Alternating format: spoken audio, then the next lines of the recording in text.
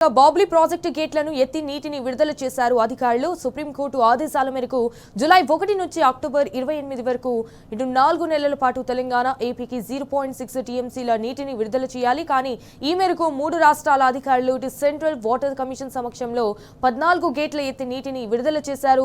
So ప్రస్తుతం మహారాష్ట్రలో కూడా వర్షాలు లేకపోవడంతో బాబ్లీలో నీరు తక్కువగా ఉంది. దీంతో శ్రీరామ్ సాగర్ కు పూర్తి స్థాయిలో వరద చేరే అవకాశం అయితే తక్కువగా ఉంది. బాబ్లీ నీరు బాసరం మీద శ్రీరామ్ సాగర్ కు చేరనుంది.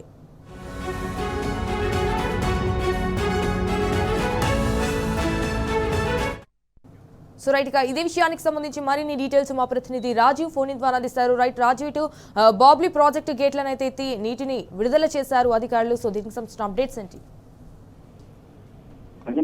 మహారాష్ట్ర గవర్నమెంట్ గోదావరి నదిపై నిర్మించిన బాబ్లీ ప్రాజెక్ట్ సంబంధించిన వరద గేట్లను ఈరోజు సుప్రీంకోర్టు ఆదేశాల మేరకు అధికారులు ఎత్తివేయడం జరిగింది. తెలంగాణ మహారాష్ట్ర సరిహద్దులో నిర్మల్ జిల్లా బాసర ఎగువాగ్రంలో ఉన్న ఈ శ్రీరామ్ సాగర్ ప్రాజెక్టు పరివాహక ప్రాంతమైన మహారాష్ట్రలోని ధర్మాబాద్ తాలూకాలోని బాబ్లీ ప్రాజెక్టు సంబంధించిన 14 వరద గేట్లను ఈరోజు ఎత్తివేయడం జరిగింది.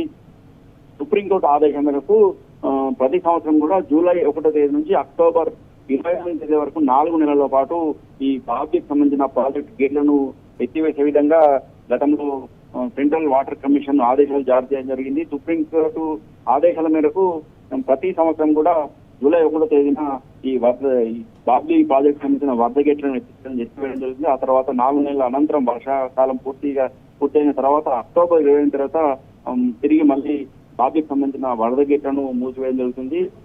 ఈ రోజు ఈ తెలంగాణ అలాగే ఆంధ్రప్రదేశ్ సంబంధించిన ప్రాంతానికి 0.6 టీఎంసీల నీరు విడుదల చేసే విధంగా సుప్రీంకోర్టు గతంలో ఆదేశాలు జారీ చేయడం జరిగింది. 3 రాష్ట్రాల అధికారులు ఇటు తెలంగాణ, మహారాష్ట్ర అలాగే ఇటు ఆంధ్రప్రదేశ్ సంబంధించిన ఇరిగేషన్ అధికారులతో పాటు సెంట్రల్ వాటర్ కమిషన్ సంబంధించిన అధికారుల సమక్షంలో ఈరోజు ఈ 14 వరద గేట్లను ఎత్తివేయడం జరిగింది. ఈ మహారాష్ట్రలో వర్షాలు సరిగా ఇప్పుడు కూడా పడకపోవడంతో బాబ్లీ ప్రాజెక్టు మొత్తం నీరు మాత్రం చాలా తక్కువగా ఉంది. అయితే ఈ వరద గేటు తెరవడంతో మాత్రం శ్రీరామ్ సాగర్ ప్రాజెక్టుకు సంబంధించిన పూర్తి స్థాయిలో గోదావరి నదిలో వచ్చే వరద నీరు చేరుకునే అవకాశం ఉంది.